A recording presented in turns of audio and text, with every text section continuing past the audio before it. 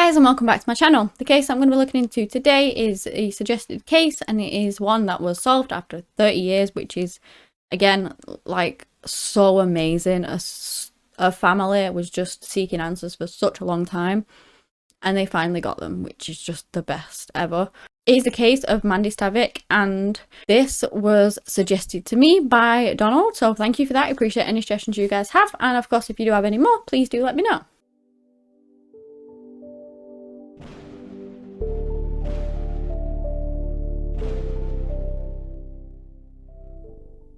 Mandy Stavik was born on the 16th of April in 1971. The parents, Mary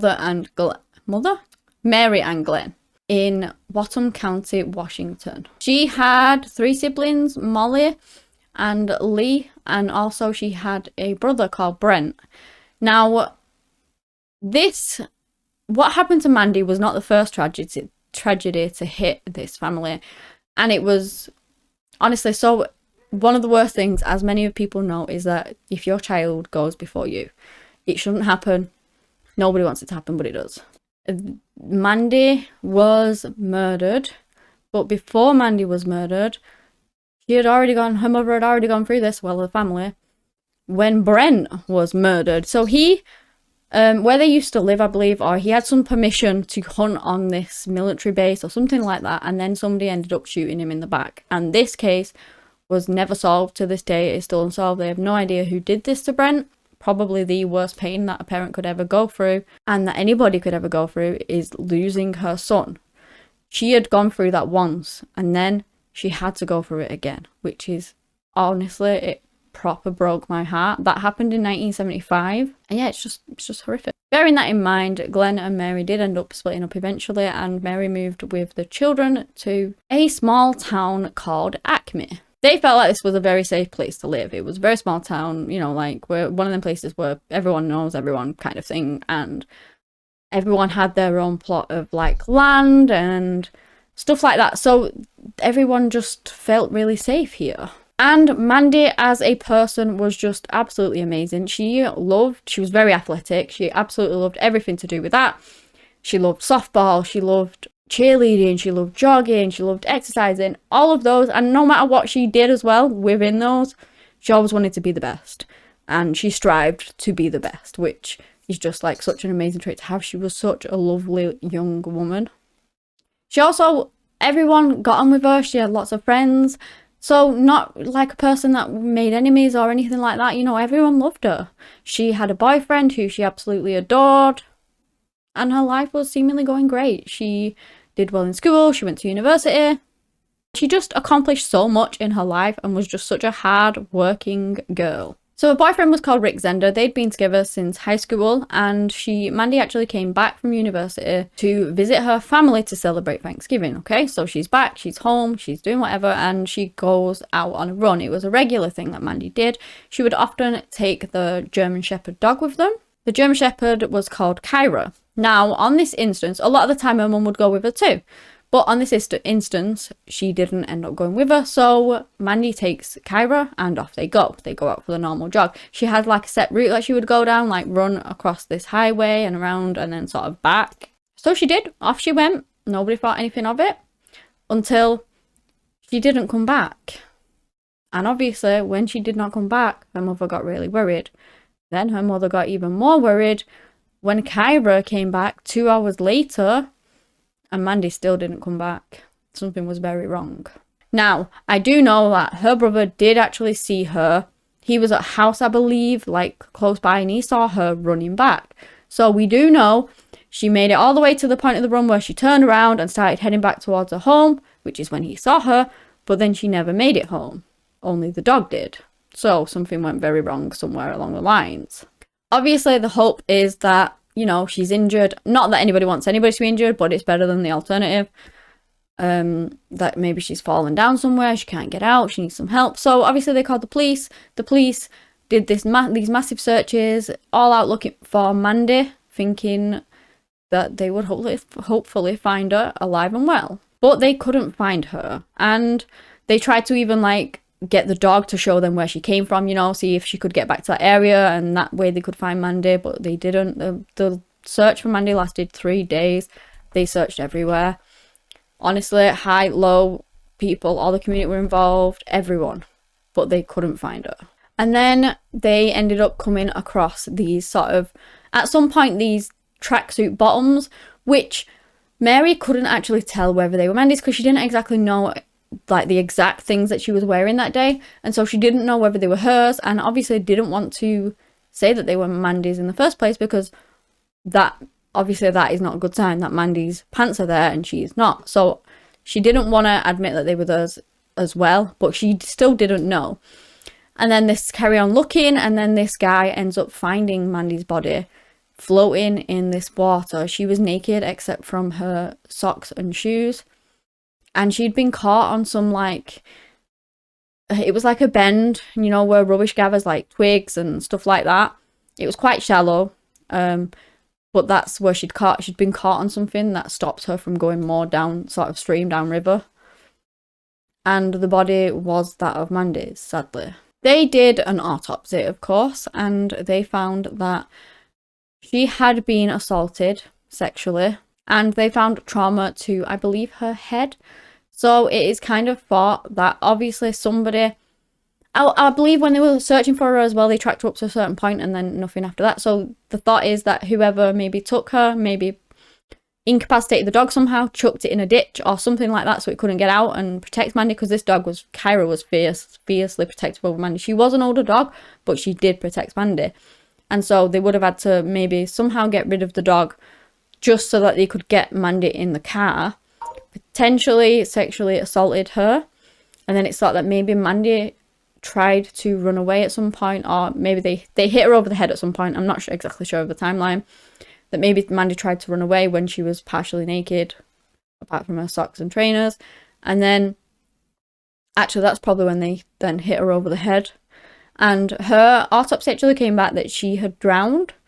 So the trauma to the head wasn't enough to kill her, but they'd hit her over the head, probably knocked her unconscious, and then probably put her in the water, which, of course, the water gets rid of evidence, as you well know. So the only thing that they could then rely on was, like, if there was any evidence inside of her, if she had been sexually assaulted, which she was, or like fingernail, you know, hoping that that hadn't been washed away, because that's the problem with water, it washes all evidence away.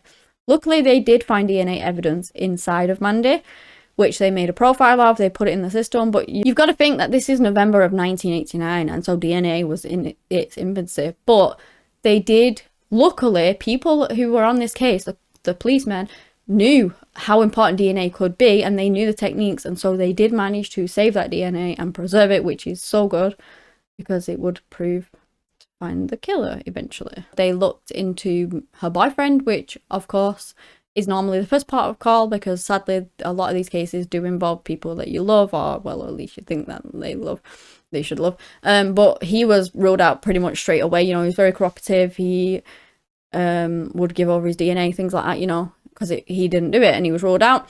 And a lot of that happened over the years. Like, they would think it was such a person, and then they would be ruled out for one reason or another. They had a really good alibi, or the DNA didn't match, or something along those lines. They never ever found him who did this to Mandy, and for 30 years it would remain that way. And that was until, and I mean, in this case, it was a small town. Everyone knew of the Mandy Stavik case, everyone talked about it. It was really, really popular, and so really, really popular. Not popular, I don't mean that, but it was, you know what I mean. Yeah, okay, I'm just gonna leave it at that, because sometimes words don't work for me. So yeah, but years later, these two women are sat in the park discussing all these different things, and they ended up discussing Mandy Stavik. And suddenly, they both say to each other, I know who did it. And then they share stories of about the same age, a guy about the same age of them, who they believed was the one that actually did it to Mandy.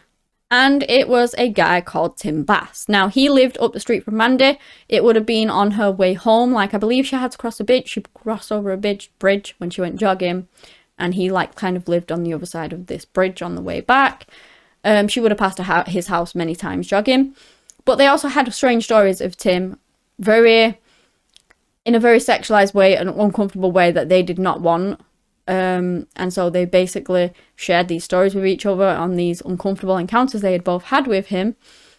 And they really believed that he potentially was the one that did this to Mandy. And so they took that to the police, which is so amazing that literally 2 mums sat chatting in the park about this case that's 30 years old can actually think back and get that information from, you know, from 30 years. They didn't have a clue. And so they just picked this name out and think, well, maybe it was him. He's a bit weird. Give that to the police, and the police really started looking into it from that. Now, I believe at the time of Mandy getting murdered, she was 18 and Tim was 22. He had quickly moved out of the area, so he ended up seeing this girl and they quickly got married and quickly moved. The marriage was like a last minute thing, and it was all after Mandy was murdered and they moved away. So the police never really suspected him, but now they were. So it put him on the radar. The police went over and asked for his DNA, and he was like, no. He said that he didn't trust the police, that people set people up all the time, and he wouldn't give it, which was a first red flag for the police, because if you are innocent of a crime, why would you just not give over your DNA? He said that he didn't remember who Mandy was, which again was another red flag because he grew up in the area. Mandy's case was huge. Everybody knew about it. Everybody was still talking about, not everybody, but lots of people were still talking about it 30 years later. It was just everyone in Acme knew about Mandy. And so he was claiming that he didn't even know who she was, which was, again, weird. Police kept looking into it, and his wife ended up giving him an alibi on that night. She said that she had gone round to his house and stayed with him all night. So they're thinking, well, he's got an alibi, but obviously they still wanted his DNA. They asked him again and he refused once more. But at this point, they were really suspicious of him. They found that he was a delivery driver, that he had 3 children to his wife, Gina, and he had never been asked for his DNA whatsoever. Well, until obviously 30 years later. So what they did is the police decided to go to his place of work, and there was a woman there called Kim Wagner, and they were asking questions about his delivery route and this, that, and the other. But she was like, she didn't give it over. She wanted a warrant, all this lot, you know, professional and things like that. But then the more she started to think about it once they had left, the more she realised that it might have been to do with the Mandy Stavik case. She realised that Tim had lived near her, and that is when the penny drops about what it could have been with regards to. So when the police came back, she basically just said to them, is it about the Mandy Stavik case? And their faces just dropped because they were in shock that she had basically figured out. They didn't tell her what it was with regards to. And so they were just like a bit stunned, and she could tell straight away that that's what it was about. And so they were after basically trying to get hold of his DNA, but he wouldn't give it. And so she basically offered herself up to get it for him. And they were saying, you know, we can't ask you to do that, but if you did do that, we could take that DNA off you and we could test it if you gave it into us, but we are not asking you to do that. But she was totally up for it because she had children herself. She really felt for Mary, who's lost her daughter and didn't have a clue who had done it, and she would want to know who had killed her daughter if the roles were reversed. And so she decided that she was going to get Tim's DNA. But the thing with Tim was he was very careful with it. He knew that as soon as they got his DNA, they had him. And so he never threw anything away at work. She always kept the trash bin empty so that she knew that it would be his if it went in there. He didn't throw anything away at work. He took it all home, which is weird. But, well, it's not when you think that he killed Mandy. But it's weird if you didn't think that. And then one day they ended up, I believe it took months, but one day they get this water cooler in their office, and Tim goes over and he takes a drink out of one of the plastic cups or whatever it is, paper cups, and he throws that drink in the trash. And then he walks past Kim and goes to the toilet. And so she just scoops that up, puts it in a drawer, and then hands it into the police later on. So they test this DNA, and guess what? Surprise, surprise, it's a match to the DNA found inside of Mandy. So the police go and question him, which I've seen the interview. It really annoyed me because he's trying to claim that he's going, I didn't give my DNA. No, you didn't, but we got it off you. You know, thank goodness. But then he's trying to, once they realise that they do have his DNA, they're like, well, you know, won't be sat here any other reason. We've got your DNA. And he's like, oh, crud. So he comes up with another story that actually him and Mandy had been having sexual relations only a couple of times, mind. But that it happened. It subsequently, coincidentally, happened on the day that she was killed. Okay. They went around, they asked people whether anyone had ever seen them together. Nobody had really seen them together. Mandy never mentioned him. Mandy also had a boyfriend who she was absolutely in love with. And so it didn't match up.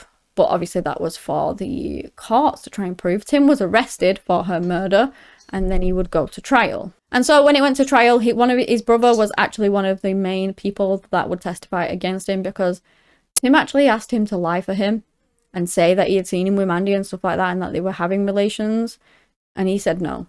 So he said no. His wife retracted the alibi that she had given him, because she just said that she was weak and he was abusive and she was scared, and so she lied for him because she didn't feel like she had any other choice. But she did lie for him. She wasn't with him that day. And then they found, obviously, the DNA match. I mean, you know, everything was slotting into place that he had actually done it, and he was found guilty of Mandy's murder. He got a life sentence for killing Mandy 30 years after it was done, and it is so frustrating that he got to live 30 years of his life.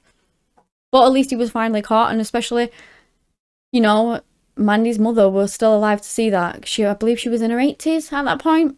But that's all she wanted. That's all the family wanted, was to find out who had done this and what monster could do this to her daughter, who was just so full of life and just such an amazing person. And she was stolen away, and so they could finally get that justice for it, which is just amazing.